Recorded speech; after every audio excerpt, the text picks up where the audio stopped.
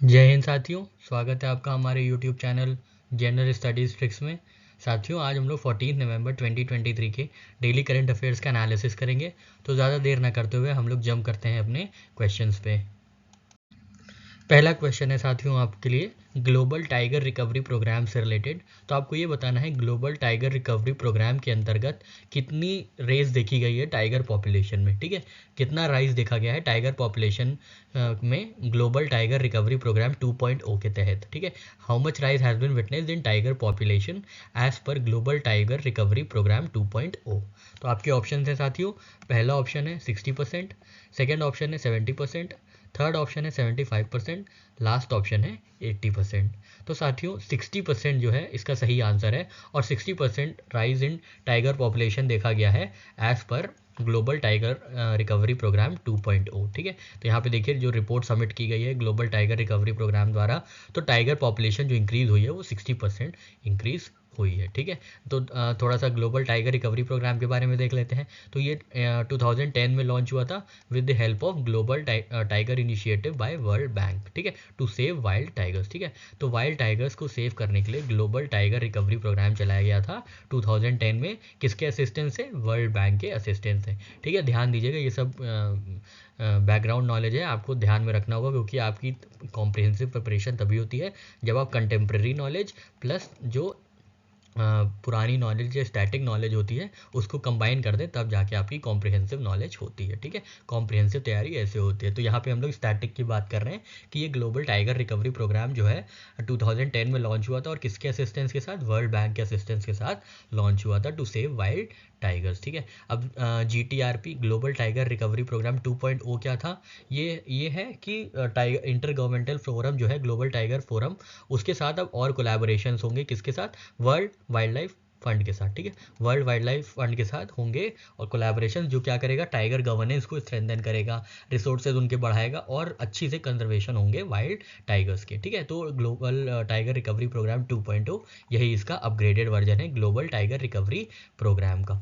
ठीक है, और ये क्या कर रहा है? ये 2023 से 2034 तक ये सेव करेगा। ठीक है, यहाँ तक क्या था? ये पहला जो फेज था 1.0 जो इसको मान सकते हैं हम लोग, तो इसका फेज था अप टू 2022। ठीक है, अब 2022 पिछले साल हो गया है, तो 10 साल के लिए और बढ़ा दिया गया है 2023 से 2034 तक। ठीक है, ये टाइमलाइन ध्यान रखिएगा 2034 तक। तो हम लोग ने यहाँ पे सारी नॉलेज जो भी स्टैटिक है या कंटेम्प्रेरी है, सारी चीज़ें हम लोग ने देख ली कि ग्लोबल टाइगर रिकवरी प्रोग्राम जो 2010 में शुरू हुआ था वर्ल्ड बैंक असिस्टेंस के साथ, उसमें कितनी वृद्धि हुई है? उसमें 60% की वृद्धि हुई है, 60% increase in tiger population as per report submitted by global tiger recovery programme. ठीक है, तो ग्लोबल टाइगर रिकवरी प्रोग्राम 2022 तक था, उसके बाद 2.0 आया है। 2.0 कब से कब तक है? 2023 से 2034 तक। ठीक है, अब इसमें क्या होगा? इसमें टाइगर गवर्नेंस इंक्रीज होगी, रिसोर्सेज एनहांस होंगे, प्रोटेक्शन होगी, रिड्यूस होंगे ह्यूमन वाइल्ड लाइफ कॉन्फ्लिक्ट, तो ये सब बातें होंगी। ठीक है, यहाँ पे सिर्फ अभी बचाने का काम किया जा रहा था और अब बचाने के साथ साथ उनकी रिसोर्सेज का, उनकी गवर्नेंस का, उनकी देख रेख का ये सब काम किया जाएगा ग्लोबल टाइगर रिकवरी प्रोग्राम 2.0 में। ठीक है साथियों, आशा करते हैं आपको ये पूरी चीज़, सारा कॉन्सेप्ट समझ में आया होगा, सारी स्टैटिक नॉलेज समझ में आई होगी और कंटेम्प्रेरी नॉलेज तो हम लोग ने देख लिया कि 2022 तक कितना बढ़ोतरी हुई है, तो 60% बढ़ोतरी हुई है। ठीक है साथियों, आशा करते हैं आपको ये चीज़ें समझ में आ गई होंगी। बढ़ते हैं अपने नेक्स्ट करंट अफेयर की ओर। नेक्स्ट क्वेश्चन है साथियों आपके लिए, in which state would you find Silkyara tunnel. ठीक है, सिल्क यारा टनल आपको किधर मिलेगा, किस स्टेट में मिलेगा, आपको ये बताना है। ठीक है, अभी न्यूज़ में था, आप अगर पेपर पढ़ रहे होंगे या कुछ न्यूज़ देख रहे होंगे, फॉलोअप कर रहे होंगे, तो आपको आसानी से पता होगा सिल्क यारा टनल कहाँ है। और नहीं भी पता है तो कोई बात नहीं, अभी पता चल जाएगा। तो आपके ऑप्शन है साथियों सिल्क यारा टनल क्वेश्चन के लिए। पहला ऑप्शन है अरुणाचल प्रदेश में, सेकेंड ऑप्शन है जम्मू कश्मीर में, थर्ड ऑप्शन है उत्तराखंड में और फोर्थ ऑप्शन है साथियों सिक्किम में। तो साथियों इसका सही आंसर है ये उत्तराखंड में है। ठीक है, अभी आपने देखा होगा यहाँ पे डिसलोकेशंस हो गई हैं, जिसकी वजह से 40 वर्कर्स जो हैं ट्रैप हो गए हैं। ठीक है, ये अंडर कंस्ट्रक्शन टनल है सिल्क यारा टनल और ये 4 धाम प्रोजेक्ट का पार्ट है। ठीक है, तो यहाँ पे देख लेते हैं, आप देख ही रहे होंगे कि मोदी जी और पुष्कर सिंह धामी जो उत्तराखंड के चीफ मिनिस्टर है वो प्रॉपर अपडेट किए हैं और प्रॉपर जायज़ा ले रहे हैं कि कितने ट्रैप्स हैं और मतलब कितने लोग ट्रैप हैं, कैसे कैसे उनको निकालने के लिए इवैक्यूएशन प्लान्स बनाए जा रहे हैं। तो आपने आपने ये टीवी में देखा होगा या न्यूज़पेपर में भी पढ़ा होगा, ठीक है। तो ये जो सिल्क यारा टनल है ये चार धाम प्रोजेक्ट का पार्ट है, ठीक है। चार धाम प्रोजेक्ट कब आया था? 2016 में, ठीक है। 2016 में आया था चार धाम प्रोजेक्ट, ठीक है। तो इसी अंडर कंस्ट्रक्शन टनल में क्या हुआ था, कोलैप्स हो गया था एक स्ट्रक्चर, जिसकी वजह से 40 वर्कर्स फंस गए थे, तो इसलिए ये न्यूज़ में आ गया है, ठीक है। सिल्क यारा टनल साथियों कहाँ है, आपको याद रखना है। तो सिल्क यारा टनल क्या है, उत्तराखंड में है, ठीक है। उत्तराखंड में, ठीक है। तो आप इसको कैसे याद रखेंगे, एक छोटी सी ट्रिक है कि यारा को अपने आप उत्तर देते हैं ना, अपने दोस्तों को, अपने यारों को उत्तर देते हैं ना, तो उत्तर से याद रखिएगा उत्तराखंड, ना कि उत्तर प्रदेश, ठीक है। ध्यान दीजिएगा उत्तराखंड में है ये, ठीक है। यारा से याद रखिएगा, यारा देखिएगा एंड में यारा, तो यारा किसको देंगे, यारा अपने उत्तर को अपने यार लोग को उत्तर देते हैं हम लोग ना, अपने यार लोग को बुलाते हैं, बताते हैं, उत्तर मांगते हैं, प्रश्न पूछते हैं, तो ऐसे ही याद रख लेंगे, यारा लोग को अपने हम लोग उत्तर देते हैं, ठीक है। तो उत्तराखंड जो है, उत्तराखंड में सिल्क यारा टनल है, ठीक है। और ध्यान दीजिएगा ये चार धाम प्रोजेक्ट का पार्ट है, ठीक है। और इसमें बाकी आपको कुछ नहीं जानना, कुछ एडिशनल इन्फॉर्मेशन है, अगर आप पढ़ना चाहें तो पढ़ सकते हैं, हालांकि पूछी नहीं जाएगी। बस ये इंपॉर्टेंट है कि सिल्क यारा टनल है कहाँ, इसकी लोकेशन, और ये किस प्रोजेक्ट का पार्ट है। तो ये 2016 में चार धाम जो ऑल वेदर रोड प्रोजेक्ट जो इनिशिएट किया गया था 2016 में, उसका पार्ट है, ठीक है साथियों। आशा करते हैं आपको ये ट्रिक समझ में आई होगी यारा वाली। यारा को आप अपने उत्तर देते हैं, उत्तर दे सकते हैं आराम से, बिना ये डर हुए कि जज करेगा कोई, आप इसीलिए यार दोस्त होते हैं, तो यारा से याद रखिएगा, आप उत्तर दे सकते हैं। और आप उत्तर से उत्तर प्रदेश में मत कंफ्यूज होइएगा, Uttarakhand is the right answer, ठीक है साथियों। आशा करते हैं आपको यहाँ पे चीज़ें समझ में आई होंगी, ये ट्रिक समझ में आई होगी यारा को उत्तर देते हैं वाली। अब बढ़ते हैं अपने नेक्स्ट करंट अफेयर की ओर। नेक्स्ट क्वेश्चन है साथियों, what is the theme of 42nd edition of Indian international trade fair, ठीक है। तो इंडियन इंटरनेशनल ट्रेड फेयर के 42nd एडिशन की थीम क्या है, आपको ये बताना है। आपके ऑप्शन हैं, पहला ऑप्शन है साथियों trade prosperity for all, second option है सस्टेनेबल ट्रेड, थर्ड ऑप्शन है G20 एंड ट्रेड, और फोर्थ ऑप्शन है साथियों वसुधैव कुटुंबकम। तो साथियों इसका सही आंसर है वसुधैव कुटुंबकम, जो कि G20 के हमारे थीम थे, ठीक है। आप जानते हैं कि इंडिया जो है प्रेसिडेंट है इस बार G20 का, ठीक है। अब तो खत्म हो गया, अब तो पास ऑन हो गया है ब्राज़ील को ऑलमोस्ट, तो अभी तक G20 की जो प्रेसिडेंसी थी वो इंडिया के पास थी, ठीक है। और इंडिया की थीम भी थी वसुधैव कुटुंबकम। तो याद रखिएगा जो इंडिया इंटरनेशनल ट्रेड फेयर की जो थीम है वो भी है क्या, वसुधैव कुटुंबकम, ठीक है। वसुधैव कुटुंबकम, माफ कीजिएगा। टी कैसे याद रखेंगे इसको, टी के बाद आता है वी, ठीक है। TUV, टी के पास मतलब आता है वी, ठीक है। तो वी से बस याद रखिएगा वसुधैव कुटुंबकम। वैसे भी आप एक दो बार देखेंगे तो याद हो जाएगा, इसमें कोई ट्रिक की ज़रूरत नहीं है, ठीक है। इसके बारे में और कुछ चीज़ें देख लेते हैं। तो ध्यान दीजिएगा ये 42nd एडिशन है, ठीक है। हर एक हमने आपको बताया, अगर आपने हमारे करंट अफेयर्स के जो वीडियोज़, डेली वीडियोज़ आ रहे हैं वो फॉलो करते हैं, तो हम आपको बताने की कोशिश करते हैं कि हर क्वेश्चन में कम से कम 3-4 डायमेंशन कवर करके जाने हैं आपको, ठीक है। तो इसमें देखिए क्या क्या डायमेंशन हो सकते हैं। तो पहले आप याद रखिए ये कौन सा एडिशन है, ठीक है। तो ये 42nd एडिशन है, कहाँ हो रहा है, तो दिल्ली में हो रहा है, ठीक है। ये कहाँ हो रहा है, न्यू दिल्ली में हो रहा है, ठीक है। और ये 14 डे फेयर है, ये नहीं ध्यान देना है। थीम इसकी क्या है, वसुधैव कुटुंबकम, ठीक है। जो G20 वाली थीम थी वही इस बार की थीम है, ठीक है। कंट्रीज़ कितनी आ रही हैं, तो 13 कंट्रीज़ के रिप्रेजेंटेटिव्स आ रहे हैं, ठीक है। आपको पूरी कंट्रीज़ नहीं याद रखनी है, पर आपको ये याद रखना है कितनी कंट्रीज़ के रिप्रेजेंटेटिव्स आ रहे हैं, ठीक है। तो जैसे न्यूज़ में दिया रहता है स्पेसिफिकली कि 13 कंट्रीज़, 14 कंट्रीज़, 15 कंट्रीज़, तो वो जो डेटा हो जाता है इंपॉर्टेंट हो जाता है, ठीक है। उसी से हेर फेर हो जाता है, उसी से जो एग्जामिनर होते हैं उसी से क्वेश्चन पिक करते हैं, क्योंकि उन्हें पता है कि जनरली हम लोग इस पर कम ध्यान देते हैं, हम लोग फैक्ट्स पे ज़्यादा ध्यान देते हैं, डेटा पे थोड़ा सा कम ध्यान देते हैं। तो हम लोग को वो भी अपनी जो लूप होल्स हैं उनको प्लग इन करने हैं, ठीक है। तो 13 कंट्रीज़ के पार्टिसिपेंट्स आएंगे, ठीक है। बिहार और केरला जो है वो पार्टनर स्टेट्स हैं, ध्यान दीजिएगा। पार्टनर स्टेट्स कौन कौन से हैं, बिहार और केरला। तो याद रखिएगा जो बाइक है ना, ट्रेड में बाइक जो है वो पार्टनर की है, ठीक है। बाइक BIKE, ठीक है।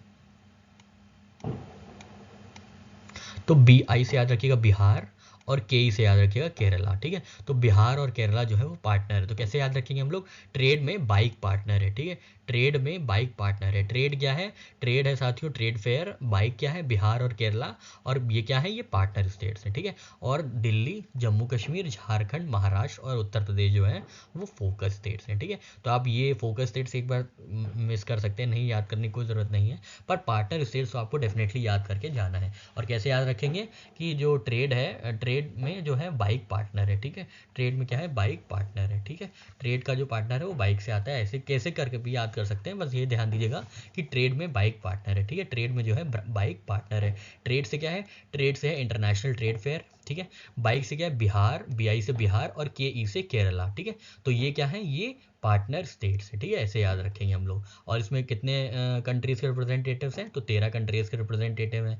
थीम क्या है, वसुधैव कुटुंबकम, 42nd एडिशन है, दिल्ली में हो रहा है, ठीक है साथियों। तो यहाँ पे हम लोग ने एक ही चीज़ के देखिए 4 5 6 डायमेंशन देख लिए। तो आप कोई ऐसे होलिस्टिक तैयारी करते हुए होलिस्टिक डायमेंशंस को कवर करना है, ठीक है, ताकि एक ही अगर क्वेश्चन इतने अच्छे से हम लोग पढ़ेंगे कि अगर कहीं से भी कुछ भी पूछता है तो हम लोग कम से कम एलिमिनेशन के मेथड से जाके अपने सही क्वेश्चन पे पहुंच सकते, सही आंसर पे पहुंच सकते हैं, ठीक है साथियों। तो ध्यान दीजिएगा, क्या फिर से देख लेते हैं एक बार। ट्रेड फेयर क्या, 42nd एडिशन, थीम वसुधैव कुटुंबकम, पार्टनर स्टेट्स, रिप्रेजेंटेटिव्स कितने हैं, 13 कंट्रीज, पार्टनर कौन है, बाइक मतलब बिहार और केरला, और जो फोकस स्टेट्स हैं दिल्ली, जम्मू कश्मीर, झारखंड, महाराष्ट्र और उत्तर प्रदेश, ठीक है साथियों। आशा करते हैं आपको ये बाइक वाली ट्रिक समझ में आई होगी, ये सारे डायमेंशन इसके समझ में आए होंगे। बाकी हम लोग ने ऑलमोस्ट सब कवर कर लिया है, ठीक है साथियों। बढ़ते हैं अपने नेक्स्ट क्वेश्चन की ओर।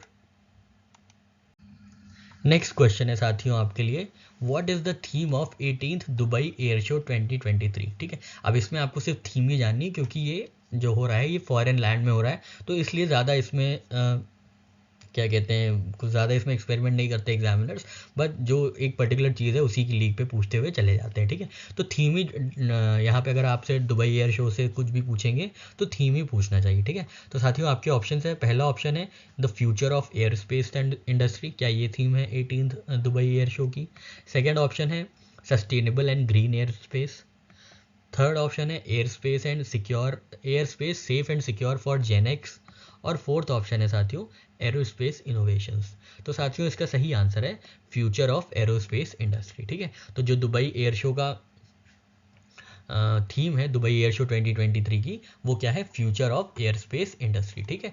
तो याद रखिएगा दुबई एयर शो जो हुआ है वो कहाँ पे हुआ है, अच्छा दुबई में ही हुआ है, ठीक है। और इसका जो थीम है वो future of air space industry है, ठीक है। दुबई वर्ल्ड सेंटर UAE में होता है, UAE ध्यान दीजिएगा UAE में हुआ है, और future of air space industry इसकी थीम है। कैसे याद रखेंगे, दुबई से याद रखिएगा डूबा, ठीक है। तो या तो इंडस्ट्री डूबी या तो फ्यूचर डूबा, ठीक है।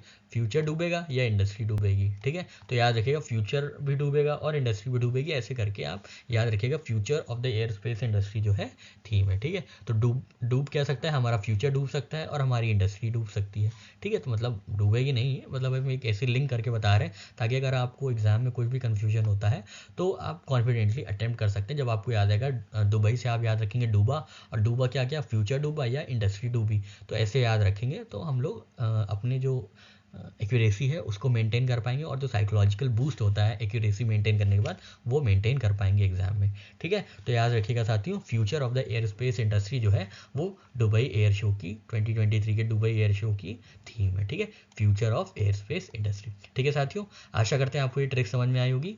बढ़ते हैं अपने नेक्स्ट करंट अफेयर की ओर। नेक्स्ट क्वेश्चन है साथियों, which nation declared state of emergency due to volcanic eruption, ठीक है।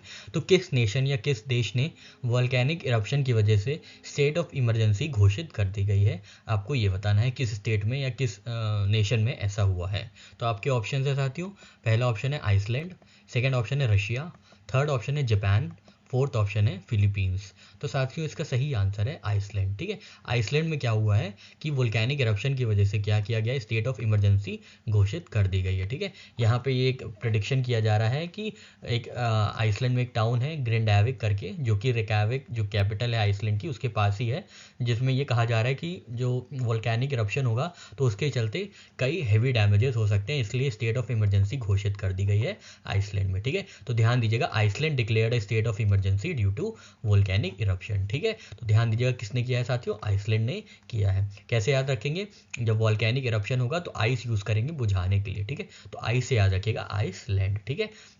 वॉल्केनिक इरप्शन होगा साथियों तो क्या यूज़ करेंगे, आइस यूज़ करेंगे उसको, मतलब बुझाने के लिए, उसको डाउज ऑफ करने के लिए। तो आइस यूज़ करेंगे, इसलिए आइसलैंड जो है, ऐसे याद रखेंगे, आइस यूज़ होती है। तो आइसलैंड जो है, आइसलैंड ने डिक्लेयर कर दिया state of emergency due to volcanic eruption. ठीक है साथियों, फिर से देख लीजिए एक बार ट्रिक। वॉल्केनिक इरप्शन होगा तो क्या करेंगे, आइस से डाउज ऑफ करेंगे, आइस से वॉल्केनिक इरप्शन की जो आग है वो बुझाएंगे। तो वॉल्केनिक इरप्शन से जो इमरजेंसी स्टेट घोषित की है वो किसने की है, आइस ने की है। आइस मतलब आइसलैंड। ठीक है साथियों, आशा करते हैं आपको ये करंट अफेयर की ट्रिक समझ में आई होगी। बढ़ते हैं अपने नेक्स्ट करंट अफेयर की ओर। नेक्स्ट क्वेश्चन है साथियों, what is the amount that government e market place surpassed in gross merchandise value. ठीक है, तो गवर्नमेंट ई मार्केट प्लेस में कितने ग्रॉस मर्चेंडाइज वैल्यू जो है कितना सरपास की है, आपको ये बताना है किस अमाउंट को सरपास की है gross merchandise value government e market place में, आपको ये बताना है। आपके ऑप्शन है साथियों, पहला ऑप्शन है 1 लाख करोड़, सेकेंड ऑप्शन है 2 लाख करोड़, थर्ड ऑप्शन है 3 लाख करोड़ और फोर्थ ऑप्शन है 4 लाख करोड़। ठीक है, तो साथियों इसका सही आंसर है 2 लाख करोड़। ठीक है, तो अभी ये न्यूज़ आई थी कि गवर्नमेंट ई मार्केट प्लेस जो है, जो गवर्नमेंट का एक तरीके का फ्लिपकार्ट है, उसने सरपास क्या किया है, 2 लाख करोड़ की ग्रॉस मर्चेंडाइज वैल्यू जो है सरपास की है। ठीक है, ध्यान दीजिएगा, ये डेटा बहुत इंपॉर्टेंट है, 2 लाख करोड़। ठीक है, 2 लाख करोड़। ठीक है, आप जानते हैं जीईएम क्या है, ये पब्लिक प्रोक्यूरमेंट पोर्टल है।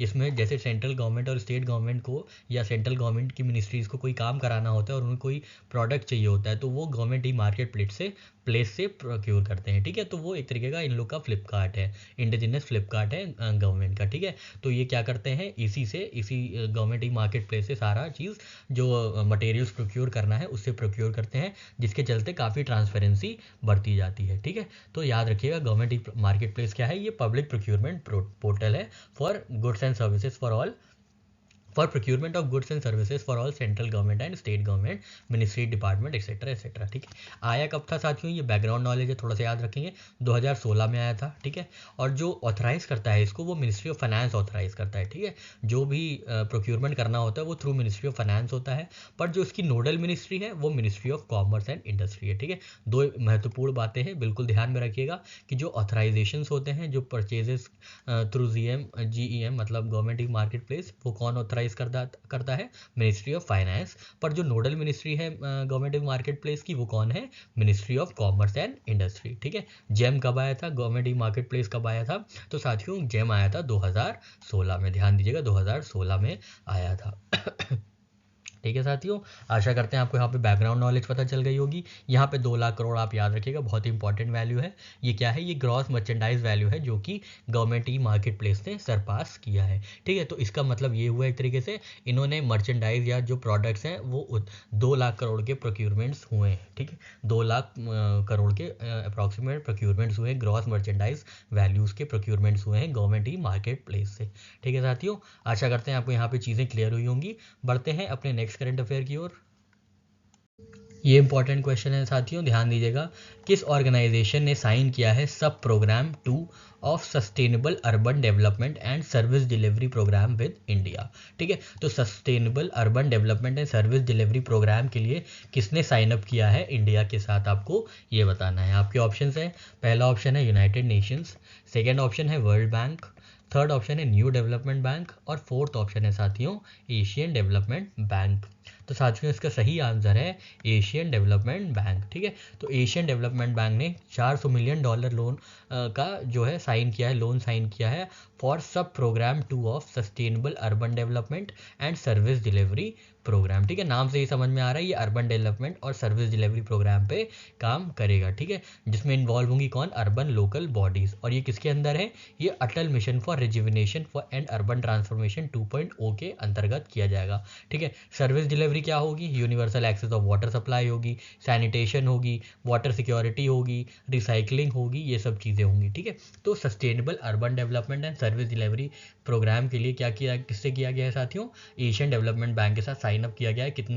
कितने का लोन लिया गया है, $400 मिलियन का। ठीक है, $400 मिलियन का। डेटा भी याद रखना है, बस आप ये याद करके मत चले जाइएगा कि एशियन डेवलपमेंट बैंक ने किया है। ठीक है, आपको डेटा भी इंपॉर्टेंट रखना है, क्योंकि अब लेवल जो एग्ज़ाम का है आप देख ही रहे हैं किस कदर बदलता जा रहा है और किस कदर चीज़ें कॉम्पिटिटिव होती जा रही हैं। तो आपको कहीं भी अपना लूप होल नहीं मिस करना है। ठीक है। तो ध्यान दीजिएगा, ये डेटा याद रखिएगा, $400 मिलियन का लोन है किस चीज़ के लिए, सस्टेनेबल अर्बन डेवलपमेंट और सर्विस डिलीवरी प्रोग्राम के लिए, किसके साथ, एशियन डेवलपमेंट बैंक के साथ। तो कैसे याद रखेंगे इसको, सर्विस डिलीवरी जो होगी, सर्विस डिलीवरी जो भी होगी वो अदब से होगी, ठीक है।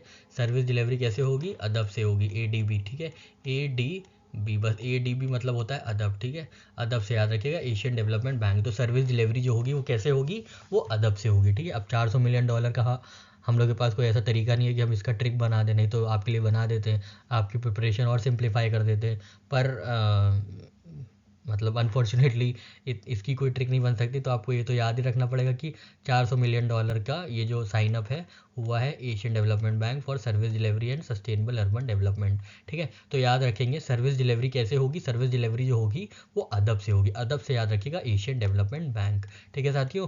सर्विस डिलीवरी कैसे होगी, तो अदब से होगी, ठीक है। सर्विस डिलीवरी प्रोग्राम कैसे होगी साथियों, अदब से होगी, ठीक है साथियों। सर्विस डिलीवरी प्रोग्राम का मतलब क्या है, सस्टेनेबल अर्बन डेवलपमेंट और सर्विस डिलीवरी प्रोग्राम जो है वो ADB स्पॉन्सर करेगा या लोन करेगा $400 मिलियन का, ठीक है। आशा करते हैं आपको यहाँ पे चीज़ें समझ में आई होंगी, ये ट्रिक समझ में आई होगी। सर्विस डिलीवरी प्रोग्राम जो होगा वो अदब से होगा, अदब मतलब एशियन डेवलपमेंट बैंक इसको क्या है, लोन करेगा, ठीक है साथियों। आशा करते हैं आपको ये ट्रिक समझ में आई होगी। बढ़ते हैं अपने नेक्स्ट करंट अफेयर की ओर। नेक्स्ट क्वेश्चन है साथियों आपके लिए, किसके पास एरो 3 मिसाइल डिफेंस सिस्टम है, किस कंट्री के पास जो है एरो 3 मिसाइल डिफेंस सिस्टम है, आपको ये बताना है। विच of the following country possesses arrow 3 missile defence system, ठीक है। आपके ऑप्शन है साथियों, पहला ऑप्शन है US, सेकेंड ऑप्शन है UK, थर्ड ऑप्शन है इसराइल और फोर्थ ऑप्शन है पाकिस्तान। तो एरो 3 जो मिसाइल है वो किसके पास है, आपको ये बताना है। आपके ऑप्शन हम लोग ने देख लिए और आपका इसका सही आंसर है इसराइल के पास है, ठीक है। इसराइल के पास क्या है, ये एरो 3 मिसाइल डिफेंस सिस्टम है, जो अभी रिसेंटली ये यूज़ हुआ है कि इसको यूज़ किया गया है ईरान बैड हाउथी रिबेल्स पे, ठीक है। तो खैर आपको इतना ये नहीं जानना है कहाँ पे यूज़ हुआ है, बस आपको ये याद रखना है एरो 3 मिसाइल डिफेंस सिस्टम जो है वो इसराइल का पार्ट है, इसराइल डिफेंस सिस्टम का पार्ट है, ठीक है। तो एरो 3 जो है किसका पार्ट है, इसराइल का पार्ट है, आप ध्यान दीजिएगा। तो कैसे याद रखेंगे, ए है, उसके बाद नेक्स्ट वॉवल कौन सा है, आई, तो आई से याद रखिएगा इसराइल, ठीक है। वैसे और भी हैं ईरान इराक, पर इतने ज़्यादा सोफिस्टिकेटेड डिफेंस सिस्टम उनके पास नहीं है, ठीक है। तो ध्यान दीजिएगा, आई से क्या आता है, इसराइल, ठीक है। तो इसराइल के पास क्या है, एरो 3 मिसाइल डिफेंस सिस्टम है, ठीक है। वैसे आप एक दो बार पढ़ेंगे आपको ऐसे याद हो जाएगा, ट्रिक की कोई ज़रूरत ही नहीं होगी। पर फिर भी इनकेस अगर आप वहाँ कन्फ्यूज़ हो जाते हैं तो एक चीज़ और दिमाग में बैठा लीजिएगा, एरो 3 ए के बाद क्या आता है, ए से एरो होता है और ए के बाद कौन सा वॉवल आता है, आई आता है। तो आई से क्या होगा, इसराइल, ठीक है। ना ईरान ना इराक ना आइसलैंड ना इंडिया, कोई नहीं, बस इसराइल, ठीक है। तो एरो 3 मिसाइल डिफेंस सिस्टम किसका पार्ट है, किस कंट्री के डिफेंस सिस्टम का पार्ट है, तो इसराइल के डिफेंस सिस्टम का पार्ट है, ठीक है साथियों। आशा करते हैं आपको ये करंट अफेयर की ट्रिक समझ में आई होगी। बढ़ते हैं अपने नेक्स्ट करंट अफेयर की ओर। नेक्स्ट क्वेश्चन है साथियों आपके लिए, विच of the following ministry launched आईना डैशबोर्ड। तो आईना डैशबोर्ड किस मिनिस्ट्री ने लॉन्च किया है, आपको ये बताना है। आईना जो डैशबोर्ड है वो किस मिनिस्ट्री का इनिशिएटिव है या किस मिनिस्ट्री ने लॉन्च किया है, आपको ये बताना है। पहला ऑप्शन है साथियों ministry of housing and urban affairs, second option है ministry of rural development, third option है ministry of women and child development और फोर्थ ऑप्शन है साथियों मिनिस्ट्री ऑफ होम अफेयर्स। तो साथियों इसका सही आंसर है ministry of housing and urban affairs, ठीक है। Ministry of housing and urban affairs ने लॉन्च किया है आईना डैशबोर्ड। इसमें क्या होगा, अर्बन लोकल बॉडीज़ है जो हमारी नगर पालिका हैं, ठीक है, ये सब बॉडीज़ हैं, नगर पालिका हो गई हैं, म्यूनसिपैलिटीज़ हो गई, तो इन लोग को जो है डेटा वॉलेंटरीली सबमिट करना पड़ेगा, ठीक है। किससे किससे related, political and administrative structure से रिलेटेड। कहीं पे कोई अपॉइंटमेंट होता है तो उसका डेटा देना होगा, कुछ कितनी लागत आई कोई चीज़ बनवाने में, मान लीजिए कोई सड़क बनी है जो कि म्यूनसिपैलिटी के अंदर है, या कोई सैनिटेशन का काम हुआ है जो म्यूनसिपैलिटी के अंदर है, उसका डेटा सबमिट करना पड़ेगा। सिटीजन सेंट्रिक गवर्नेंस और डिलीवरी ऑफ बेसिक सर्विसेज, इन सबसे रिगार्डिंग जो भी डेटा होगा वो इसमें सबमिट करना होगा आईना डैशबोर्ड पे, ठीक है। तो ध्यान दीजिएगा, आईना डैशबोर्ड किस मिनिस्ट्री ने निकाला है, किस मिनिस्ट्री ने लॉन्च किया है, तो ministry of housing and urban affairs ने लॉन्च किया है, ठीक है। बाकी आप एक बार देख लीजिएगा ये क्या काम करता है। तो इसका काम है वॉलेंटरली सबमिट की डेटा, मतलब वॉलेंटरली रिसीव करेगा अर्बन लोकल बॉडीज़ का जो डेटा है, जो उनसे रिलेटेड डेटा है वो रिसीव करेगा आईना डैशबोर्ड, ठीक है। और इसको किसने लॉन्च किया है, इसको ministry of housing and urban affairs ने लॉन्च किया है। तो कैसे याद रखेंगे, आईना साथियों कहाँ होता है, आईना घर में होता है, ठीक है, आईना हाउस में होता है। तो याद रखिएगा कि आईना जो है हाउस में होता है, तो ministry of housing and urban affairs में ने निकाला है, ने लॉन्च किया है आईना डैशबोर्ड। अब ये ना बोलिए कि विमेन ज़्यादा देर आईना देखती हैं, यहाँ पे ये मतलब नहीं है, बस ध्यान दीजिएगा आईना कहाँ होता है। आईना जो होता है वो हाउस में होता है, ठीक है। आपके घर में होगा, हमारे घर में, सबके घर में होता है आईना, ठीक है। आईना मतलब शीशा, ग्लास, है ना, जिसपे हम लोग देख के बाल वाल अपना मतलब सेट करते हैं अपने आप को एकदम, ठीक है। तो हाउस में होता है आईना, इसलिए ministry of housing and urban affairs ने निकाला है आईना, ठीक है साथियों। बहुत सी इजी सा ये ट्रिक है, आराम से आपके दिमाग में बैठ जाएगी, ठीक है। तो आईना डैशबोर्ड किसने लॉन्च किया है? Ministry of housing and urban affairs ने।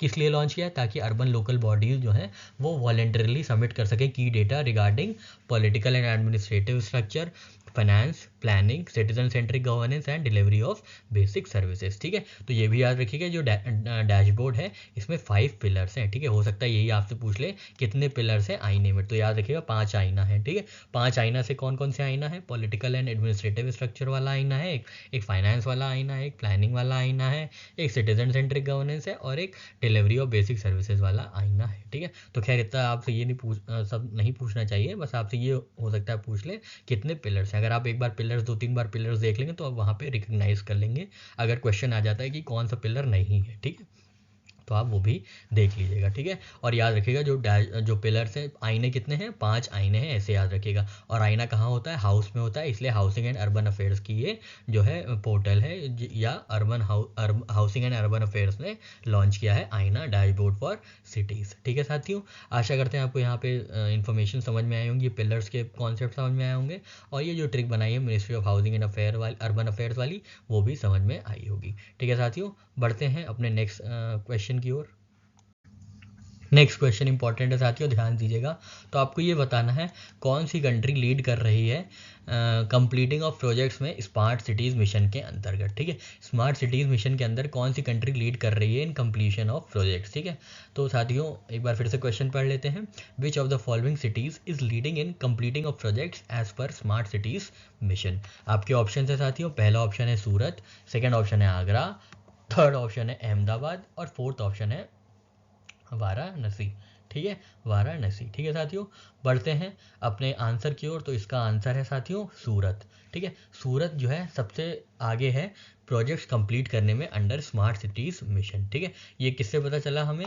तो ये ministry of housing and urban affairs ने अपनी एक डेटा सबमिट किया था 3 नवंबर 2023 को, जिसके अंतर्गत ये पता चला था जो लीडिंग सिटीज़ हैं इन कंप्लीशन ऑफ प्रोजेक्ट्स, तो वो है सूरत, ठीक है। सूरत के बाद है आगरा, आगरा के बाद है अहमदाबाद, अहमदाबाद के बाद है वाराणसी, और फिर है भोपाल, ठीक है। तो ये टॉप 5 सिटीज़ थी जिन्होंने सिक्योर की है लीडिंग सिक्योर की है इन कंप्लीशन ऑफ प्रोजेक्ट्स। बाकी जो 10 स्टेट हैं वो 10 सिटीज़ हैं वो टुमकुरू हैं, उदयपुर है, मदुरई है, कोटा है, शिवमोगा है। पर आपको इतना नहीं याद रखना है, आपको बस ये याद रखना है कि जो सूरत है वो सबसे आगे है, ठीक है।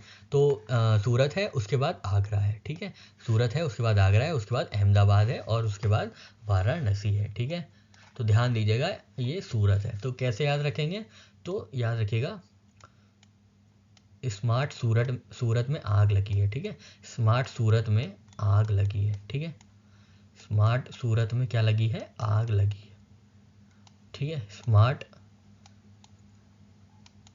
राइटिंग के लिए हम आपसे पहले ही क्षमा मांग चुके हैं, तो अब इस बार बार मांगने की कोई ज़रूरत नहीं है, ठीक है। तो फिर से एक बार चलिए माफ़ी मांग लेते हैं इतनी ख़राब राइटिंग के लिए। तो स्मार्ट सूरत में आग लगी है, ठीक है। स्मार्ट सिटीज़ से स्मार्ट है हमारे लिए, सूरत से सूरत सिटी है, और सूरत के बाद नंबर 2 पे कंप्लीशन ऑफ प्रोजेक्ट्स में है आग से याद रखेंगे आगरा, ठीक है। तो स्मार्ट सूरत में आग लगी है, ठीक है।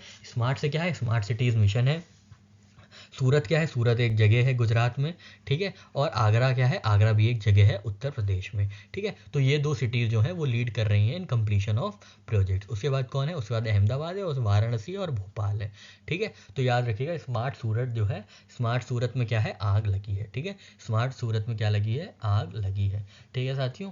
हम लोग ने अभी देखा था वॉल्केनिक इरप्शन हम लोग कैसे बुझाएंगे? तो आइस से बुझाएंगे। तो वॉल्केनिक इरप्शन से रिलेटेड जो भी इमरजेंसी लगी है वो कहाँ लगी है? आइस में लगी है, मतलब आइस आइसलैंड। ठीक है, अब यह हम लोग ने पीछे ये देखा था, आशा करते हैं आपको ये याद होगा। ठीक है साथियों, यहाँ पे आशा करते हैं आपको ये ट्रिक समझ में आई होगी। स्मार्ट सूरत में आग लगी है, स्मार्ट सूरत में आग लगी है। तो स्मार्ट से क्या है, स्मार्ट सिटीज़, और सूरत क्या है, सूरत एक जो सबसे आगे है कंप्लीशन ऑफ प्रोजेक्ट्स में in Indian smart cities mission में, और आग से आगरा है। ठीक है साथियों, आशा करते हैं आपको यहाँ पे सारी चीज़ें समझ में आई होंगी। बढ़ते हैं अपने नेक्स्ट करंट अफेयर की ओर। नेक्स्ट क्वेश्चन है साथियों, इंडिया की रैंक क्या है इंक्लूसिव इंडेक्स में, जो कि पब्लिश करता है अदर एंड बिलोंगिंग इंस्टीट्यूट। ठीक है, इंक्लूसिव इंडेक्स में इंडिया की क्या रैंक है आपको ये बतानी है, और इसको कौन पब्लिश करता है, अदरिंग एंड बिलोंगिंग इंस्टीट्यूट। ठीक है, adhering and belonging institute inclusive index को जो पब्लिश करता है उसमें इंडिया की रैंक क्या है आपको ये बताना है। आपके ऑप्शन है, पहला ऑप्शन है 115th, सेकेंड ऑप्शन है 116th, थर्ड ऑप्शन है 117th, और फोर्थ ऑप्शन है 118th। तो साथियों इसका सही आंसर है 117th। ठीक है, तो जो इंक्लूसिव इंडेक्स है जो निकालते हैं अदरिंग एंड बिलोंगिंग इंस्टीट्यूट, उनके अनुसार इंडिया की जो रैंक है वो 117th है out of 129 countries with an overall score of 49.24। ठीक है, अगर आपको कहीं ये दिखाना है कि इंडिया नॉन इंक्लूसिव है, किसी भी डिस्क्रिप्टिव आंसर में, किसी भी मेंस आंसर में अगर आप कहीं भी कोट कर रहे हैं, तो आप ये वाली जो रिपोर्ट है ये कोट कर सकते हैं कि इंक्लूसिव इंडेक्स के हिसाब से जो इंडिया की रैंक है काफ़ी पथेटिक स्टेट में है, जो कि 129th है, 117th है। और यहाँ पे ये डिसएग्रीगेटेड डेटा ये है कि 129th है रिलीजन इंक्लूसिवनेस में, 121 है जेंडर इंक्लूसिवनेस में, 108th है डिसेबिलिटी इंक्लूसिवनेस में, 87th है रेस इंक्लूसिवनेस में, और 40th है जनरल पॉपुलेशन इंक्लूसिवनेस में, और 39th है LGBTQ इंक्लूसिवनेस में। ठीक है, तो अगर आपको कहीं पे ये थोड़ा सा नेगेटिव लाइट में इंडिया को दिखाना है, जैसे आपने कोई पॉजिटिव दिखाया उसके बाद आपको निगेटिव दिखाना है, तभी आपका जो भी डिस्क्रिप्टिव आंसर होता है वो तभी बैलेंस होता है। ठीक है, तो जैसे आप निगेटिव दिखाएं, कुछ भी दिखाना है कि इंडिया की लिमिटेशंस क्या हैं, तो आप दिखाइएगा कि इंक्लूसिव इंडेक्स में इंडिया की रैंक 117th है। ठीक है, और आप इसके डिसएग्रीगेटेड डेटा जो है उसका भी यूज़ कर सकते हैं। जैसे रिलीजन वाली बात पे आप कर सकते हैं कि 129th रैंक है, 121st पे जेंडर पे 121st रैंक है, डिसेबिलिटी में 108th रैंक है। तो आप बहुत ही बेहतरीन तरीके से इस रिपोर्ट का यूज़ कर सकते हैं और अपने इन आंसर को एनरिच कर सकते हैं। ठीक है साथियों, और यहाँ पे प्रीलिम्स के लिए ये है, वन लाइनर्स के लिए है क्या है कि 117th जो है इंडिया की रैंक है किसमें, इंक्लूसिव इंडेक्स में। ठीक है, और टॉप किया है किसने, टॉप किया है न्यूजीलैंड ने। ठीक है, सेकंड कंसेक्यूटिव ईयर में विद ए स्कोर ऑफ 82.08। ठीक है, सेकंड प्लेस पे है पोर्चुगल, थर्ड प्लेस पे है नीदरलैंड्स। कितना नहीं याद रखना है, बस आप ये याद रखिएगा कि जो इंक्लूसिव इंडेक्स है उसमें इंडिया की रैंक 117th है। ठीक है साथियों, बढ़ते हैं अपने नेक्स्ट करंट अफेयर की ओर। नेक्स्ट क्वेश्चन है साथियों आपके लिए, बोंगो सागर जो इंडिया नेवी और बांग्लादेश नेवी की जॉइंट नेवल एक्सरसाइज है उसका कौन सा एडिशन अभी बे ऑफ बंगाल में हुआ था आपको ये बताना है। ठीक है, किस एडिशन पे ये किस एडिशन कौन सा एडिशन हुआ था बोंगो सागर का। ठीक है, बोंगो सागर आप नाम से ही समझ रहे, BON से मतलब बोंगो मतलब बांग्लादेशी होगा। ठीक है, ऐसे मतलब बोंगो जो है उसमें बांग्लादेश होगी, जो भी नेवी होगी वो बांग्लादेश की नेवी होगी, और इंडियन नेवी और बांग्लादेश नेवी का ये जॉइंट पेट्रोलिंग एक्सरसाइज है। ठीक है, बे ऑफ बंगाल में किया जाता है। ठीक है, तो आपको बताना है ये कौन सा एडिशन है। थोड़ा सा क्वेश्चन टफ कराया गया है क्योंकि बहुत ही ईजी क्वेश्चन भी हम लोग को डील नहीं करने हैं, हम लोग को थोड़े से ईजी क्वेश्चन लेने हैं, फिर थोड़े से मॉडरेट क्वेश्चन लेने हैं, और थोड़े से टफ लेने हैं। टफ इन द सेंस वो टफ इसलिए हो जाते हैं क्योंकि हम लोग उसकी डायमेंशन नहीं कवर करते हैं। ठीक है, आपने बोंगो सागर के बारे में पढ़ लिया होगा। ठीक है, इंडियन नेवी और बांग्लादेश नेवी ये जॉइंट पेट्रोलिंग कर रहे हैं, कहाँ पे कर रहे हैं आपने ये देख लिया होगा, चलिए बे ऑफ बंगाल में कर रहे हैं, पर आपने शायद ये मिस कर दिया होगा कि कौन सा एडिशन है। ठीक है, तो यही 3-4 चीज़ें हैं जिससे ज़्यादा क्वेश्चन फॉर्म होते हैं, और उससे कुछ क्वेश्चन एक्स्ट्रा ऐसे नहीं फॉर्म हो जाएंगे। अरे जितनी इन्फॉर्मेशन पब्लिक डोमेन में उसी से तो फॉर्म करेंगे ना क्वेश्चन, अब अलग से थोड़ा ना कुछ फॉर्म कर देंगे, पर वही पब्लिक डोमेन में जितनी इन्फॉर्मेशन है वो जितनी डायमेंशन है, तो जो इंपॉर्टेंट डायमेंशन है हम लोग को उनको मिस नहीं करना है। ठीक है, तो आप यहाँ बताइए कौन सा एडिशन है बोंगो सागर 2023 का। आपके ऑप्शन है, पहला ऑप्शन है सेकेंड, थर्ड ऑप्शन है थर्ड, फोर्थ ऑप्शन है फर्स्ट ऑप्शन है सेकेंड ऑप्शन है थर्ड ऑप्शन है फोर्थ, और फोर्थ ऑप्शन है फिफ्थ। तो साथियों ये फोर्थ एडिशन है। ठीक है, 2019 में ये शुरू हुई थी और ये फोर्थ एडिशन है। ठीक है, ध्यान दीजिएगा ये फोर्थ एडिशन है बोंगो सागर का।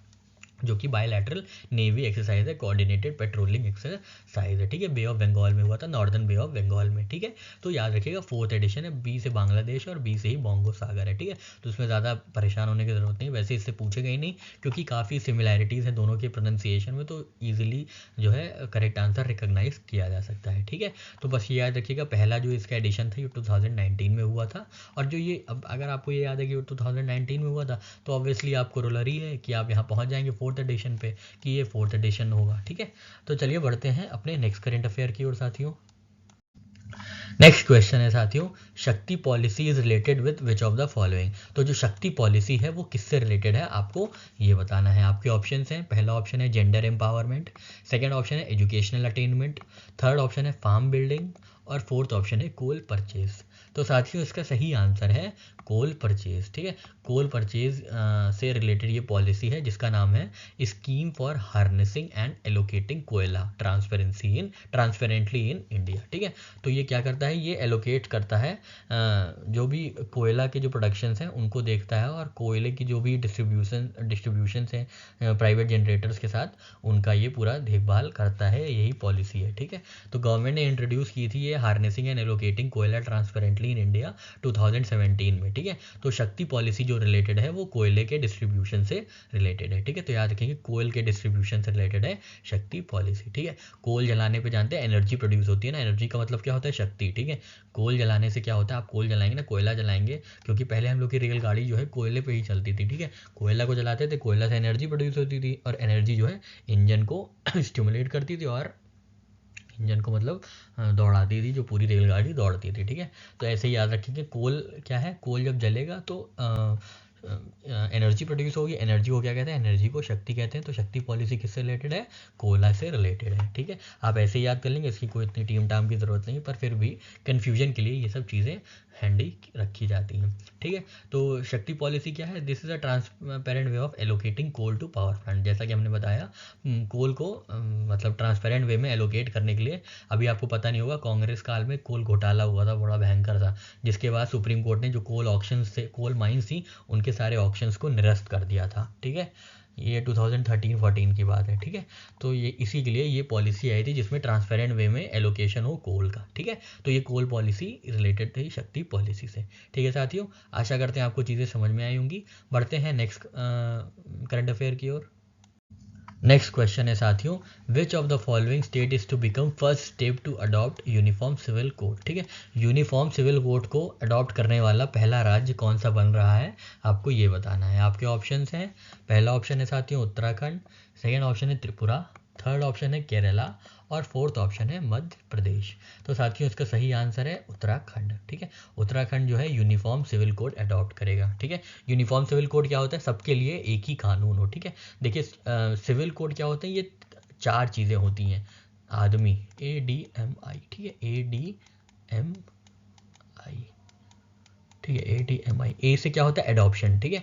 एडॉप्शन क्या होता है, कौन अडॉप्ट कर सकता है बच्चों को, उससे रिलेटेड रेगुलेशंस होते हैं। डी से क्या होता है डिवोर्स होता है, ठीक है। जैसे क्रिश्चियन में अलग डिवोर्स पॉलिसी है, हिंदूज़ की अलग डिवोर्स पॉलिसी है, पारसीज़ की अलग डिवोर्स है। तो इन सबको क्या करेगा यूनिफॉर्म सिविल कोड एक ही कर देगा, ठीक है। अब जैसे क्रिश्चियन में क्या होता है, तो क्रिश्चियन में शायद ये होता है कि जैसे डिवोर्स लेना है तो शायद 2 साल का कूलिंग ऑफ होता है, या शायद 6 महीने का, हमको पूरी तरीके से पता नहीं है, पर हम आपको कॉन्सेप्ट समझाने की कोशिश कर रहे हैं कि जैसे क्या होता है डिवोर्स, जैसे अभी ट्रिपल तलाक होता था मुस्लिम्स में, डिवोर्स की पॉलिसी अलग होती थी पारसीज़ में, ठीक है। और डिवोर्स होता ही नहीं है सिख्स में।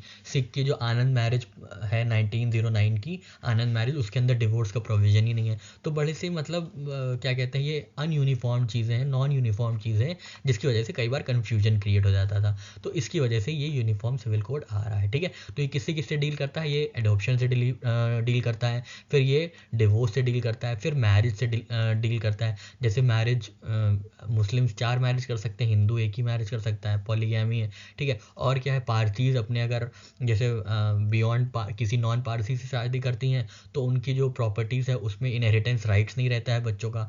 तो इस तरीके से काफ़ी चीज़ें हैं जो कि नॉन डिस्क्रिमिनेट मतलब नॉन यूनिफॉर्म है और डिस्क्रिमिनेटरी हैं, ठीक है। तो इसकी वजह से ये यूनिफॉर्म सिविल कोड लाया जा रहा है। और आई से क्या है, इनहेरिटेंस, ठीक है, इनहेरिटेंस, ठीक है। जैसे किसको कौन इनहेरिट करेगा, जो जनरेशनल वेल्थ है उसको कौन इनहेरिट करेगा, तो इससे रिलेटेड जो भी रूल्स होते हैं उसको यूनिफॉर्म सिविल कोड कहेंगे। तो क्या होगा, एक ही कोड होगा, सबको एक ही तरीके से मैरिज करनी है, सबको एक ही तरीके से डिवोर्स करना है, सबका एक ही इनहेरिटेंस रूल होगा और सबका ही एक एडॉप्शन रूल होगा, इसीलिए यूनिफॉर्म सिविल कोड आएगा। ठीक है, आशा करते हैं आपको ये कॉन्सेप्ट समझ में आ गया होगा। यूनिफॉर्म सिविल कोड कहाँ पे लिखा हुआ है, आर्टिकल 44 में लिखा हुआ है। जो भी चीज़ें गवर्नमेंट करती है वो कहीं ना कहीं लिखा होता है, स्पेशली कॉन्स्टिट्यूशन ऑफ इंडिया में। ठीक है, अगर कुछ भी कॉन्स्टिट्यूशन का वायलेशन होता है तो बड़ी तकलीफ हो जाती है। ठीक है, तो हर एक चीज़ जो है उसका कहीं ना कहीं आप कॉन्स्टिट्यूशन से आप उसको लिंक कर सकते हैं। ठीक है, तो यूनिफॉर्म सिविल कोड जो है ये आर्टिकल 44 ऑफ द कॉन्स्टिट्यूशन में लिखा गया है, मतलब ये directive principles of state policy का पार्ट है। ठीक है, तो ध्यान दीजिएगा, आर्टिकल बहुत इंपॉर्टेंट है। आर्टिकल 44 जो है ये यूनिफॉर्म सिविल कोड से डील करता है। ठीक है, तो यहाँ पे हमने यूनिफॉर्म सिविल कोड का कॉन्सेप्ट समझा। अब हम यहाँ देख रहे हैं कंटेम्प्रेरी की उत्तराखंड जो है वो ऐसी पॉलिसी अडॉप्ट करेगा, यूनिफॉर्म सिविल कोड अडॉप्ट करेगा जहाँ पे हिंदू, मुस्लिम, सिख्स और जो क्रिश्चियंस हैं, पारसीज हैं, उनके लिए एक ही लॉज होगा। ठीक है, उन सबके लिए यूनिफॉर्म लॉज होंगे। ठीक है, तो उत्तराखंड ऐसा पहला स्टेट बना है जहाँ पे यूनिफॉर्म सिविल कोड लागू होगा। ठीक है, इससे पहले क्या था, गोवा में लागू है, यहाँ पे पोर्चुगीज रूल था तो इसलिए पोर्चुगीज सिविल कोड लागू है। ठीक है, यहाँ पे मेजर पॉपुलेशन जो है ये क्रिश्चियन है। ठीक है, तो यहाँ पे पोर्चुगीज सिविल कोड लागू होता है अभी भी, 1867 या 1877 का पोर्चुगीज रूल लागू होता है। ठीक है, पर यहाँ पे ये जो uniform civil code, Indian uniform civil code है, वो यहाँ पे नहीं लागू होता है। ठीक है, तो पर यहाँ पे एक ऐसा कोड है जो कि सिविल है, जो कि सबके लिए सेम है, इसलिए ये कहा जाता है कि Goa stands as the only state with civil code introduce during Portuguese rule. ठीक है, पर इंडियन फ्लेवर का जो यूनिफॉर्म सिविल कोड है वो पहली बार कहाँ पे आ रहा है, तो वो उत्तराखंड में आ रहा है। ठीक है, तो याद रखिएगा, यू से ही उत्तराखंड और यू से ही यूनिफॉर्म सिविल कोड, बहुत ही इजी पीजी सा ये है। ठीक है, याद रखिएगा यूपी नहीं है। ठीक है, याद रखिएगा यूपी नहीं है, यू से कंफ्यूज नहीं होना है। ठीक है, उत्तराखंड है। और अभी हम लोग ने उत्तराखंड में देखा था कि टनल है, आप उसका नाम हमको कमेंट सेक्शन में बताइए क्या नाम है। ठीक है, और यहाँ पे देख लीजिए गोवा में ऑलरेडी सिविल कोड है। ठीक है साथियों, आशा करते हैं आपको यहाँ पे चीज़ें समझ में आ गई होंगी। Article 44 stand for uniform civil code. ठीक है साथियों, बढ़ते हैं अपने नेक्स्ट क्वेश्चन की ओर। नेक्स्ट क्वेश्चन है साथियों, where is the headquarter of world organisation for animal health. ठीक है, world organisation for animal health का हेडक्वार्टर कहाँ है, आपको ये बताना है। आपके ऑप्शन है साथियों, पहला ऑप्शन है दिल्ली, सेकंड ऑप्शन है पेरिस, थर्ड ऑप्शन है लीमा, फोर्थ ऑप्शन है डबलिन।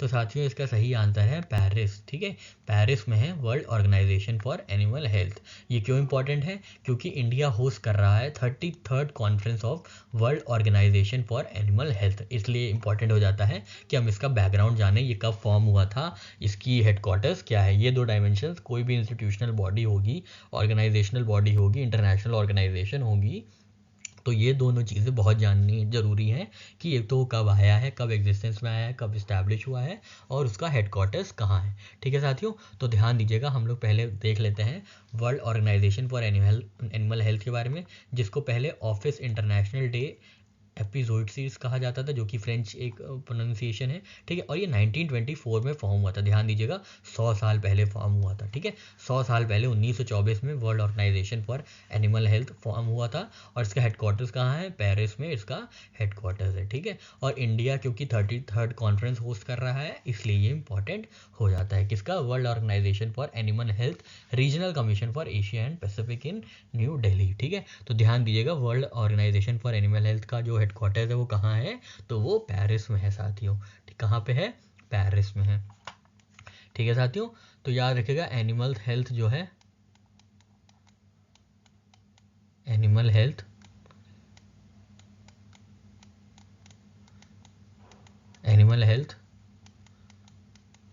परी सही कर देती है, मतलब एनिमल की हेल्थ जो है वो परी सही कर देती है। परी से याद रखिएगा परीस। ठीक है, ऐसे हम लोग ऐसे गुड़ा भाग करके अपना काम चला रहे हैं। ठीक है, तो परी से याद रखिएगा, परीस मतलब पेरिस में है इसका जो है ऑर्गेनाइजेशन का हेडक्वार्टर्स। ठीक है, तो एनिमल हेल्थ कौन ठीक करता है, तो परी ठीक करती है। एनिमल हेल्थ कौन ठीक करता है, परी ठीक करती है, तो परी से याद रखिएगा परीस। ठीक है, तो world organisation for animal health का हेडक्वार्टर्स कहाँ है साथियों, तो वो परी में है, परीस में है। ठीक है, कब फॉर्म हुआ था, 100 साल पहले 1924 में। कौन सी कॉन्फ्रेंस हो रही है इंडिया में, 33rd कॉन्फ्रेंस हो रही है। ठीक है, 33rd कॉन्फ्रेंस हो रही है। ठीक है, और इसका जो फैसला हुआ था कि ये इंडिया होस्ट करेगा, ये पेरिस में हुआ था मई 2023 में। वर्ल्ड असेंबली जो है कॉल की गई थी WHO की, world organisation for animal health की, पेरिस में मई 2023 में, जिसमें डिसाइड किया गया था कि 33rd कॉन्फ्रेंस जो है वो इंडिया में होगी। ठीक है साथियों, आशा करते हैं आपको यहाँ पे चीज़ें समझ में आ गई होंगी। एक बार ये फिर से ट्रिक्स देख लीजिए। एनिमल हेल्थ कौन ठीक करेगा? तो परी ठीक करेगी। तो एनिमल हेल्थ के जो हेडक्वार्टर है वो कहाँ है? परी में है। परी मतलब पेरिस, ठीक है, पेरिस, ठीक है। और ये कब फॉर्म हुआ था? 1924 में फॉर्म हुआ था। 33rd कॉन्फ्रेंस है। तो हम लोग ने यहाँ पे तीनों चारों डायमेंशन देख लिए जहाँ से क्वेश्चन फॉर्म होते हैं। अब हम लोग बढ़ते हैं अपने नेक्स्ट क्वेश्चन की ओर साथियों। नेक्स्ट क्वेश्चन है साथियों, जॉइंट अरब इस्लामिक एक्स्ट्राऑर्डिनरी समिट कहाँ हुई थी? आपको ये बताना है। ठीक है, जॉइंट अरब इस्लामिक एक्स्ट्राऑर्डिनरी समिट कहाँ हुई थी? आपको ये बताना है। आपके ऑप्शंस हैं कायरो, सेकंड ऑप्शन है बेरूट, थर्ड ऑप्शन है रियाद और फोर्थ ऑप्शन है डेमेस्कस। ठीक है, तो साथियों ये सबकी कैपिटल लिखी हुई है। क्या आप रिकॉग्नाइज कर सकते हैं ये किसकी कैपिटल है, ये किसकी कैपिटल है, ये किसकी कैपिटल है और ये किसकी कैपिटल है? ठीक है, अगर आप रिकॉग्नाइज कर लेते हैं तो बहुत ही अच्छी बात है। ऑल द बेस्ट, आप बहुत ही नज़दीक हैं अपनी मंजिल के। ठीक है, और आपको ये बताना है यहाँ पे कि जॉइंट अरब इस्लामिक एक्स्ट्राऑर्डिनरी समिट जो हुई है वो कहाँ हुई है, आपको ये बताना है। ठीक है, हम लोग ने ऑप्शंस देख लिए और इसका सही आंसर है रियाद में। ठीक है, रियाद सऊदी अरेबिया में क्या हुआ है? जॉइंट अरब इस्लामिक एक्स्ट्राऑर्डिनरी समिट। ठीक है, तो ये किस लिए हुई है? ये जो अभी इसराइल और गाज़ा का जो टेंशन इस कॉन्फ्लिक्ट चल रही है उसके अंतर्गत ये हुई है। ठीक है, जो पैलेस्टीनियन पीपल इजरायली एग्रेशन जो झेल रहे हैं उनके लिए ये थी समिट की गई थी कि भैया सब कुछ ठीक हो, सीज फायर हो, हारमोनी से रहें सब लोग, उस चीज़ के लिए ये ठीक हो गई थी, इसलिए ये की गई थी। ठीक है, तो इसमें से कई लोग आए थे जिसमें से ऑर्गेनाइजेशन ऑफ इस्लामिक कोऑपरेशन भी आया था। ठीक है, तो ये एक बॉडी है, रीजनल बॉडी है, तो इसने हमको लगा कि आपको इसके बारे में थोड़ा सा पता देना चाहिए। तो जो OIC है, ऑर्गेनाइजेशन ऑफ इस्लामिक कॉरपोरेशन, इसमें 57 मेंबर्स हैं। कब फॉर्म हुई थी? 1965 में। और इसका हेडक्वार्टर्स कहाँ है? जेदा सऊदी अरेबिया में। रियाद सऊदी अरेबिया में नहीं है, जेदा सऊदी अरेबिया में है। ठीक है, और जॉइंट अरब इस्लामिक एक्स्ट्राऑर्डिनरी समिट कहाँ हुई थी? तो रियाद में हुई थी। ठीक है, रियाद में हुई थी। ठीक है साथियों, हालांकि क्वेश्चन पूछा नहीं जाना चाहिए, फिर भी हमने कोशिश की है कि जितना से ज़्यादा कॉम्प्रिहेंसिव आपके लिए चीज़ें बनाई जा सकती हैं ताकि कुछ भी मिस आउट ना हो। क्योंकि एक कोई इंसान होगा, कोई होगा जो सब कुछ पढ़ रहा होगा, तो हमें एटलीस्ट उसे अगर बीट नहीं कर सकते तो उसके लेवल पे तो एटलीस्ट आ ही जाए, इसलिए ये आपके लिए इतना कॉम्प्रिहेंसिव वीडियो बनाया जाता है। ठीक है साथियों, बढ़ते हैं अपने नेक्स्ट करंट अफेयर की ओर।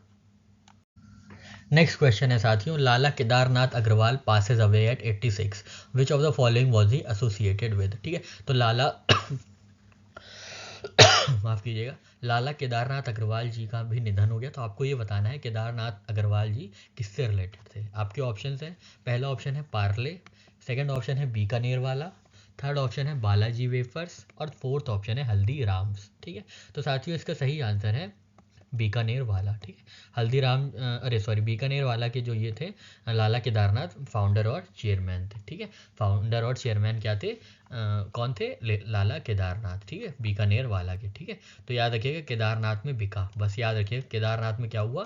केदारनाथ में बिका, बिका से याद रखिएगा बीकानेर वाला। ठीक है, बिका से बीकानेर वाला। ठीक है, केदारनाथ में बिका। ठीक है, केदारनाथ में क्या हुआ? बिका। कहाँ पे बिका? केदारनाथ में। ठीक है, आपसे हो सकता है पूछ लें बीकानेर वाले के फाउंडर और चेयरमैन कौन थे, तो आपको याद हुआ बिका कहाँ पे? तो केदारनाथ में। तो केदारनाथ अग्रवाल जी जो थे फाउंडर और चेयरमैन थे बीकानेर वाला के। ठीक है साथियों, आशा करते हैं आपको ये ट्रिक समझ में आ गई होगी। बढ़ते हैं अपने नेक्स्ट करंट अफेयर की ओर।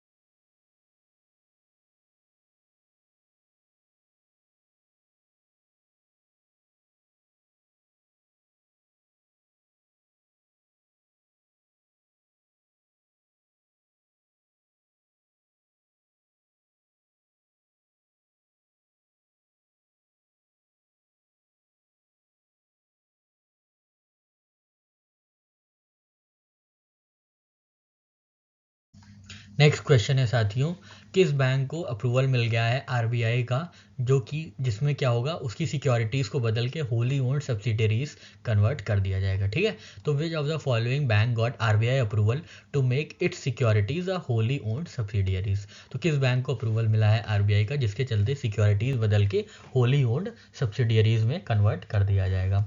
तो आपके ऑप्शन है साथियों, पहला ऑप्शन है एचडीएफसी बैंक, सेकेंड ऑप्शन है Kotak Mahindra bank, third option है येस बैंक और फोर्थ ऑप्शन है आईसीआईसीआई बैंक। ठीक है, अगर आप बैंक की प्रिपरेशन कर रहे हैं आईबीपीएस पीओ की, तभी ये जो है इन्फॉर्मेशन रिलेटेड है, अदरवाइज आप थोड़ा सा स्किप कर सकते हैं ये वाला पार्ट। ठीक है, तो साथियों इसका सही आंसर है आईसीआईसीआई। ठीक है, आईसीआईसीआई को जो है अभी अप्रूवल मिला है, जिसके चलते क्या होगा, आईसीआईसीआई सिक्योरिटीज़ हैं वो होली ओन्ड सब्सिडरी में बदल जाएगी। ठीक है, होली ओन्ड सब्सिडरी में बदल जाएगी तो क्या होगा, आईसीआईसीआई सिक्योरिटी है वो डिलिस्ट हो जाएंगी और होली ओन्ड सब्सिडरी हो जाएंगी पेरेंट कंपनी आईसीआईसीआई बैंक की। ठीक है, तो आपसे ऐसे ही क्वेश्चन फॉर्म होगा कि किसकी सिक्योरिटीज़ बदल के होली ओन्ड सब्सिडरीज कर दी गई है, आपको ये बताना है। तो आईसीआईसीआई बैंक की क्या की गई है, सिक्योरिटीज़ बदल के होली ओन्ड सब्सिडरी कर दी गई है। ठीक है, ध्यान दीजिएगा आईसीआईसीआई बैंक।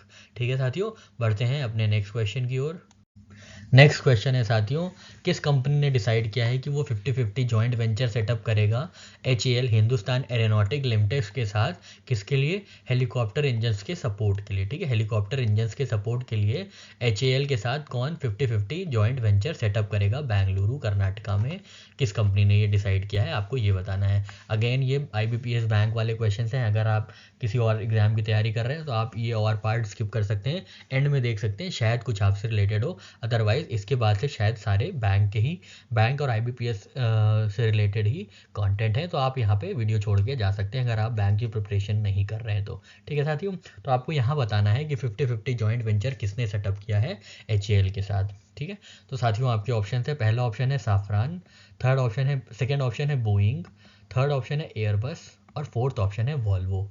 तो साथियों इसका सही आंसर है साफरान। ठीक है, साफरान जो है फ्रेंच कंपनी है, उनके साथ एचएएल ने क्या किया है, 50-50 जॉइंट वेंचर सेटअप किया है बंगलोर कर्नाटका में। क्या करेंगे, डिज़ाइन करेंगे, डेवलप करेंगे, प्रोड्यूस करेंगे, सेल करेंगे, सपोर्ट करेंगे हेलीकॉप्टर इंजन। ठीक है, हेलीकॉप्टर इंजन। ठीक है, तो कैसे याद रखेंगे हम लोग, जो हेलीकॉप्टर है, हेलीकॉप्टर का हाल साफ है। ठीक है, हेलीकॉप्टर का हाल क्या है, हेलीकॉप्टर का हाल, हेलीकॉप्टर का ये हटा दीजिए, हाल क्या है, साफ है। ठीक है, हेलीकॉप्टर का हाल साफ है। ठीक है, साफ है।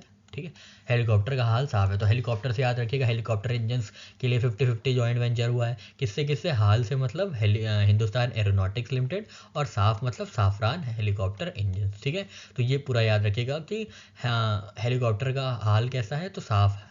ठीक है, हेलीकॉप्टर का हाल साफ है। ठीक है, हेलीकॉप्टर का हाल साफ है, हेलीकॉप्टर से क्या है, हेलीकॉप्टर इंजन डेवलप किए जाएंगे, हाल से क्या है, हिंदुस्तान एरोनॉटिक्स लिमिटेड, और साफ से क्या है, साफरान के साथ जॉइंट वेंचरशिप की जाएगी। ठीक है साथियों, बढ़ते हैं अपने नेक्स्ट क्वेश्चन की ओर।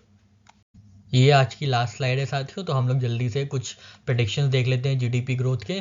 तो मॉर्गन स्टैनली ने बोला है कि जो इंडिया ग्रोथ होगी वो 6.5% पे होगी, बोथ किसके लिए, 24-25 के लिए। ठीक है, मूडी इन्वेस्टर्स की क्या ग्रोथ प्रेडिक्शंस है, तो 6.7% है इंडिया के लिए, किस ईयर के लिए, 2023 के लिए। ध्यान दीजिएगा किस ईयर के लिए, किसने कितना। ठीक है, आईएमएफ की क्या ग्रोथ प्रोजेक्शंस हैं, तो आईएमएफ 6.3 है फॉर 2024, और रिजर्व बैंक ऑफ इंडिया की क्या है, 6.5 फॉर फिजिकल ईयर 24। ठीक है, ध्यान दीजिएगा किसमें क्या क्या है, बहुत ही इंपॉर्टेंट क्वेश्चन आ जाता है इससे, और डेफिनेटली ये क्वेश्चन तो आराम से बन जाता है। ठीक है, क्योंकि ये डेटा रिलेटेड क्वेश्चन है, इससे आपकी ये भी चेक करते हैं कि आप कितने डाइवर्सिफाइड हैं, क्या आप फैक्ट्स याद कर रहे हैं या आप डेटा भी समअप कर रहे हैं, डेटा भी मेमोराइज कर रहे हैं, डेटा पे आपने कितना ध्यान दिया है। ठीक है, तो मॉर्गन स्टैनले साथियों 6.5%, 24-25 दोनों के लिए, मतलब 2024-2025 के लिए। मूडी इन्वेस्टर सर्विसेज 6.7% इसी साल 2023 के लिए जो भी खत्म होने वाला है। इंटरनेशनल मॉनेटरी फंड 6.3 अगेन 23-24 के लिए, और आरबीआई 6.5% फॉर फिजिकल ईयर 24। ठीक है, नेक्स्ट ईयर के लिए 6.5% जो है आरबीआई ने प्रेडिक्ट किया है। ठीक है साथियों, आशा करते हैं आपको ये चीज़ें समझ में आ गई होंगी, और हम लोग ने जो पहले ट्रिक्स पढ़ी वो भी समझ में आई होगी, जो बैकग्राउंड नॉलेज ली है उससे भी आप खुश होंगे, आशा हम यही कर सकते हैं। ठीक है, तो साथियों यहाँ पे हमारा ये पूरा सेशन समाप्त होता है, एंड होता है। आप खूब पढ़िएगा। अगर नहीं समझ में आए तो एक बार फिर से वीडियो देख लीजिएगा, सबको समझ में आ जाएगा। और एक बार देखने के बाद आप उसको थोड़ी सी स्पीड में बढ़ा के देख सकते हैं ताकि आपका अच्छे से रिवीजन हो जाए। ठीक है साथियों, तो हम लोग कल फिर मिलेंगे 15 नवंबर के डेली करंट अफेयर्स के साथ। तब तक के लिए साथियों, जय हिंद, जय भारत।